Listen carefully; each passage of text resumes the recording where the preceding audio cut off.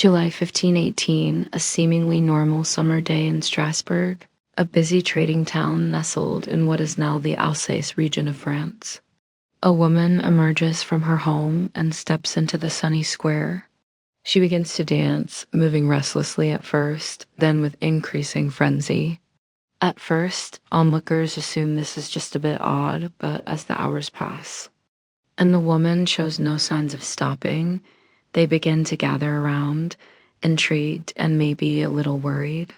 As the sun sets and the moon rises, the dancing continues.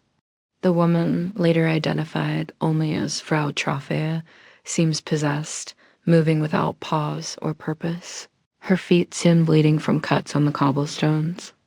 Something about her movements compels those watching, and as the night wears on, more people start to join in. By the next morning, more than a dozen have joined the strange dance. Over the next few days, the number of dancers grows. Now dozens, then hundreds, all lost in a trance of whirling motion. The town's streets and market squares become a mesmerizing, terrifying spectacle. Many join willingly.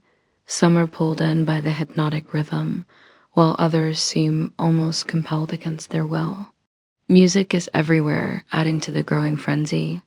Musicians are called in, not to play for the dancers, but because they too are overcome by an irresistible urge to join the throng. What is happening here?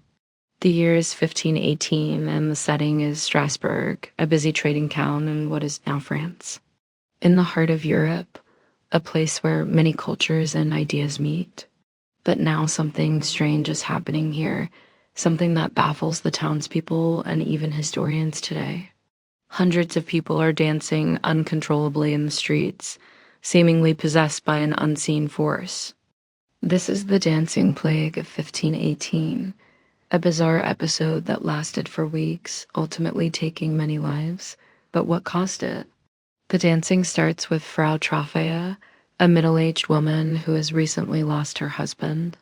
Some say she was driven mad by grief, others by stress from the recent famine that has hit the town hard. But whatever the cause, she begins to dance and doesn't stop for days. As her movements become more frantic, more people are drawn into the square to watch. Then something remarkable happens.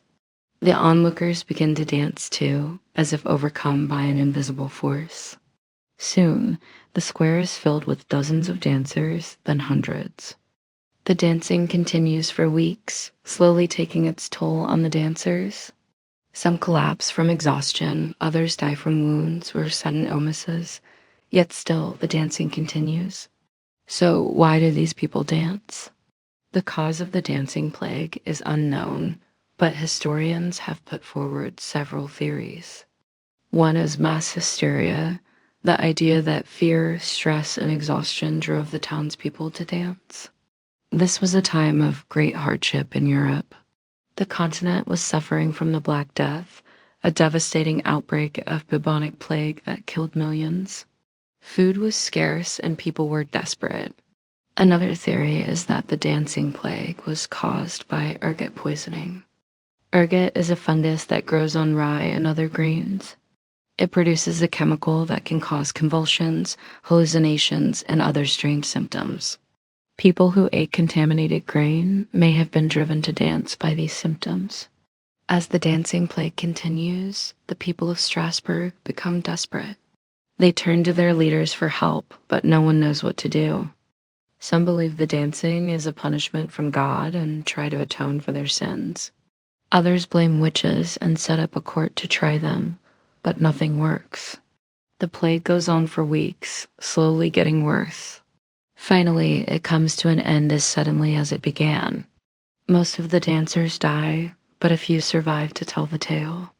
The dancing plague of 1518 is a mystery that has baffled historians for centuries. What caused it? We may never know. But the story of the dancing plague reminds us of the power of the human mind over the body and the terrible things that people will do to survive.